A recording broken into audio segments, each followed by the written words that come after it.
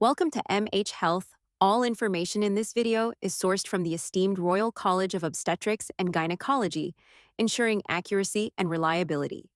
In today's video, we talk about shoulder dystocia, how common it is it predictable and preventable, what happens when it occurs. What is shoulder dystocia? Shoulder dystocia is when the baby's head has been born, but one of the shoulders becomes stuck behind the mother's pubic bone, delaying the birth of the baby's body. As shown in the figure, if this happens, extra help is usually needed to release the baby's shoulder. In the majority of cases, the baby will be born promptly and safely. How common is shoulder dystocia? Shoulder dystocia occurs in about 1 in 150, 0.7% vaginal births. Can shoulder dystocia be predicted? Shoulder dystocia usually occurs unexpectedly during childbirth, and most of the time it is not possible to predict when it will happen. However, it is more likely to occur if you have had shoulder dystocia before, you have diabetes, your body mass index, BMI, is 30 or more, your labor is induced, you have a long labor, you have an assisted vaginal birth, forceps or ventouse. Shoulder dystocia is more likely with large babies, but nevertheless there is no difficulty delivering the shoulders in the majority of babies over 4.5 kilograms, 10 pounds. Half of all instances of shoulder dystocia occur in babies weighing less than 4 kilograms, about 9 pounds. Ultrasound scans are not good at telling whether you are likely to have a large baby, and therefore they are not recommended for predicting shoulder dystocia if you have no other risk factors. Can shoulder dystocia be prevented? In most instances, shoulder dystocia cannot be prevented because it cannot be predicted.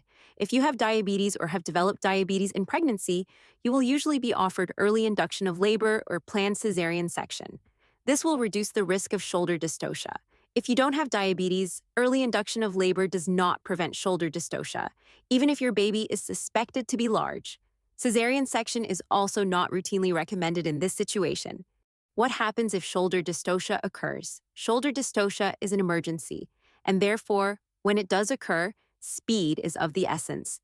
The baby's shoulder needs to be released quickly so that the baby's body can be born, and he or she can start breathing air into the lungs. Your midwife will push the emergency bell, and 3 or 4 members of staff, including obstetricians, midwives, and a doctor for the baby, pediatrician, are likely to come into the delivery room to help. Because it happens so quickly and lots of people come into the room, it may be frightening for you and your birth partner. However, it is important to remember that obstetricians and midwives who attend the birth are trained in how to release the shoulders, using certain maneuvers, and in the great majority of cases, your baby will be delivered promptly and safely. The obstetrician or midwife will usually ask you to stop pushing, reposition you to give your baby more room inside the vagina.